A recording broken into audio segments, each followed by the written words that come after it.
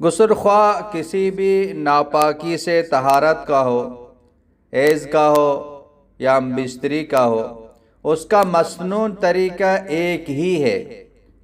وہ یہ ہے کہ پہلے ہاتھ دھوئیں اور استنجا کرے، پھر بدن پر کسی جگہ نجاست لگی ہو اسے دھو ڈالے، پھر وضو کرے، پھر سارے بدن پر 3 مرتبہ اس ترتیب سے پانی بہائے کہ پہلے سر پر، پھر دائیں کندھے پر، پھر بائیں کندھے پر، اور جسم پر پانی بہاتے ہوئے جسم کو ملے۔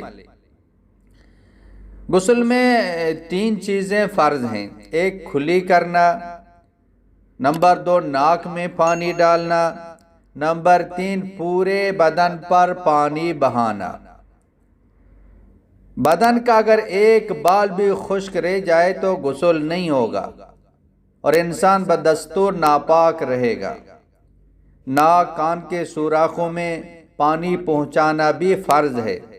انگوٹھی اگر تنگ ہو تو اس کو ہلا کر اس کے نیچے پانی پہنچانا بھی لازم ہے، ورنہ غسل نہیں ہوگا۔ بعض خواتین ناخن پالش وغیرہ جیسی چیزیں استعمال کرتی ہیں جو بدن تک پانی پہنچنے نہیں دیتی۔ غسل میں ان چیزوں کو اتار کر پانی پہنچانا ضروری ہے۔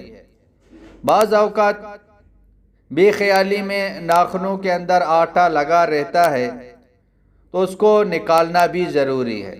الغرض پورے جسم پر پانی بہانا اور جو چیزیں پانی کے بدن تک پہنچنے میں رکاوٹ ہیں اور ان کو ہٹانا ضروری ہے، ورنہ غسل نہیں ہوگا۔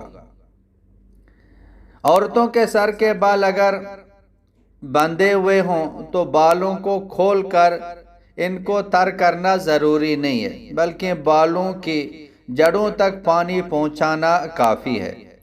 لیکن اگر بال بندھے ہوئے نہ ہوں، آج کل عموماً یہی ہوتا ہے، تو سارے بالوں کو اچھی طرح تر کرنا بھی ضروری ہے۔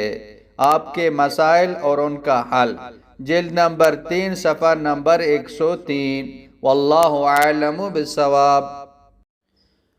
مولانا عبدالحکیم اسحاق آفیشل کو سبسکرائب کریں، بیل آئیکن کو کلک کریں، لائک، شیئر اور کمنٹ کریں تاکہ ہر آنے والی ویڈیو آسانی سے تمہیں مل سکے۔